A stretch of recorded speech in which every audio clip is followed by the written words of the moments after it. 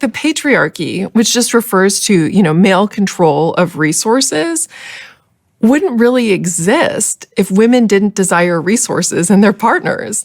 Because the reason that men tend to control a lot of resources is because women demand resource access on the part of their partners.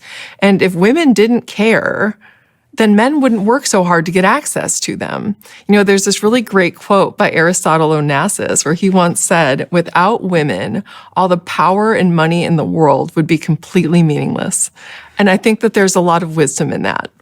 Men work so hard to control the resources, not because men together are banding, together and trying to hoard the resources and keep them from women.